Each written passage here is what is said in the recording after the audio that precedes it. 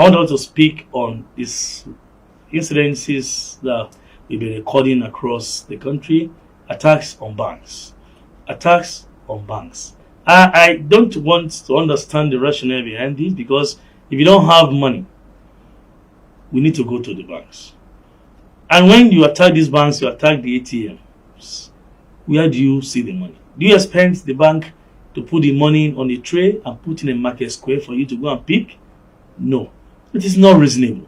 And I want all of us to see from this angle that are we seeing this in the streets as our genuine agitators or protesters? I want to believe these are criminals who just want to seize the opportunity of the scarcity we have to foment trouble, to rob, to steal people's property, and to attack some of these banks. Or what do we call this? Or are we actually coming with a dimension of end backs? You can't end backs. It's not a case of you have a doctor, just one medical doctor in your village, and you're angry you kill the medical doctor. Who is going to treat you if you have issues? Like the case of those who set ablaze police stations during answers. Now they're coming back, they want to rebuild police stations. They destroyed the old one. We're having a new prototype of police station now. You can see the standard the IGP is putting in place. You want to rebuild that station, you must use that design, you must use that prototype, not the old one you set ablaze. We need to be very, very cautious of what we do. Look before you leave. Don't rush into taking actions that are highly irrational. Assimilate. Assess situations before you act. Why going to all these banks? Why going to ATMs? Now, these banks you have bought, these machines, ATM, you have destroyed. How do you want to get money from them? This is an issue we need to address. Don't let us only capitalize on issues like this, policies like this, and cause problems to ourselves. People attack innocent people, vandalize people's vehicles. People who suffer like you, who don't have this cash like you, who don't get fuel to move, and you still attack them. On what basis? What do we stand to gain? I always say it is our collective heritage, Nigeria, our nation. It's a collective heritage.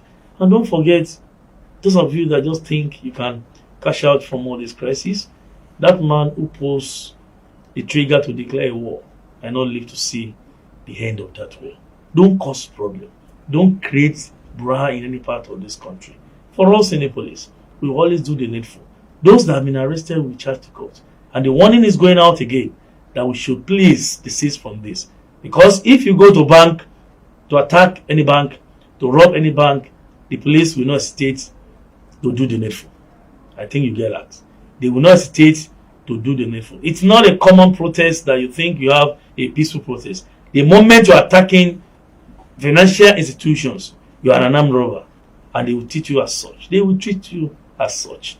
You don't want to hear issues of fundamental human rights being violated or not. Let us get it straight.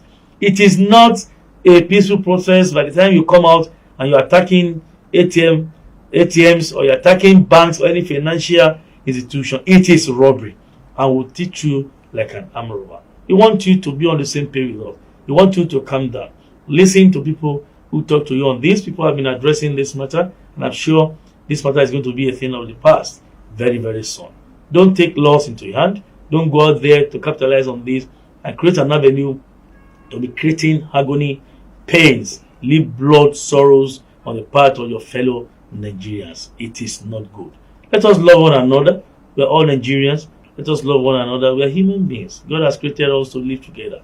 And that's why our coexistence is to the glory of God. And we need to appreciate God for putting us or bringing us together. Let's live like a family. Run away or do away with crimes and criminality. Shun violence. Shun robbery. Shun violence and protests that can leave pain, blood, sorrow, and agony to ourselves. We need to live like a family.